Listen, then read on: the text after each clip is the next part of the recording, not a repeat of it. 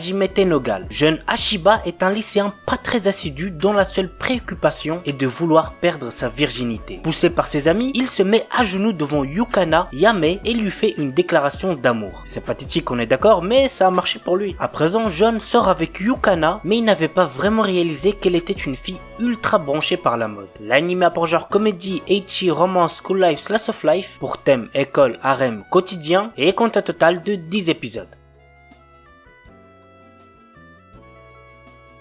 Mitara na Ao-chan. Voici de quoi ça parle. Depuis sa plus tendre enfance, peu importe ce qu'elle entreprend, Ao Ori est constamment cataloguée comme la fille d'un auteur de romans érotiques. Envieuse de se libérer de l'emprise qu'a son père malgré lui sur son existence, elle décide de bosser comme une malade pour entrer dans une université prestigieuse. Pas le temps pour la jeune fille de faire ce que les autres filles de son âge font, c'est-à-dire traîner dans le karaoké, faire du shopping ou de se mettre en couple. Pourtant, lorsqu'un camarade de classe, Kijima, lui confesse son amour, le quotidien d'Ao se voit chamboulé.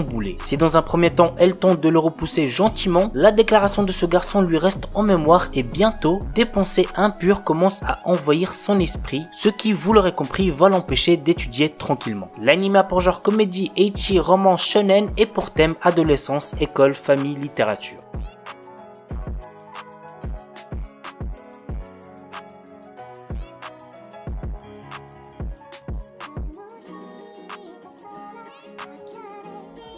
Tejina Senpai. Notre héros vient d'intégrer un nouveau lycée où il est obligatoire pour tous les élèves d'entrer dans un club. Alors qu'il cherchait un club calme et paisible, il tombe sur la présidente du club de magie, Tejina. Intéressé, il rejoint son club mais découvre peu après que son senpai est en réalité complètement nul en tour de magie. L'anime a pour genre comédie, ecchi, school life, seinen et pour thème club, école.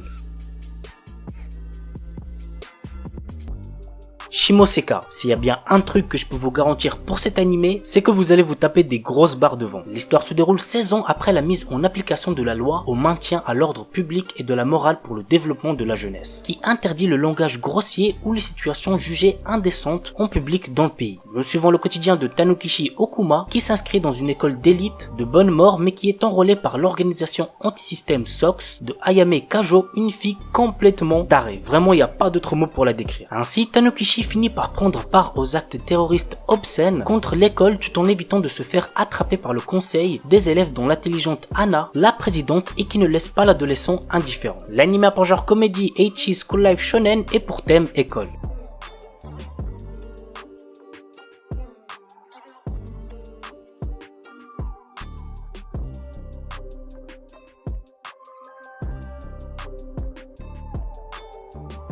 Okusama ga Seito Kaichu. L'histoire commence lorsque Izumi Hayato participe aux élections du président du conseil des élèves. Cependant, il n'est pas tout seul à vouloir être le président. Une jeune et belle fille nommée Wakana Ui se présente elle aussi aux élections. Cette dernière a fait des promesses d'amour et de romance en lançant des préservatifs dans le public. Ouais, rien que ça. C'est alors que notre jeune protagoniste perdit les élections et devint le vice-président. En rentrant chez lui, ses parents lui annoncent qu'il est victime d'un mariage arrangé et que sa fiancée n'est autre que Wakana Ui. L'anime a pour genre comédie, ecchi, romance, school life, slice of life et pour thème école, harem, quotidien.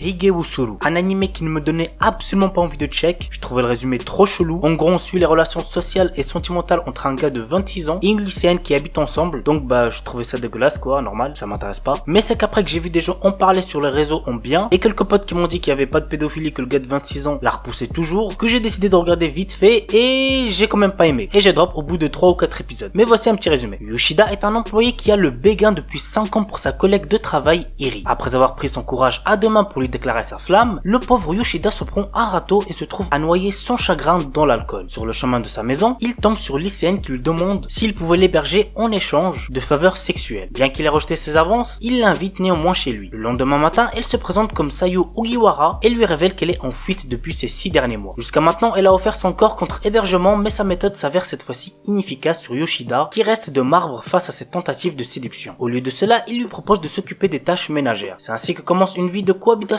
fort mouvementée entre un homme de 26 ans et une lycéenne fougueuse. L'anime a pour genre comédie, drame, ecchi, mature, romance, seinen, slice of life et pour thème adolescence, amour, travail.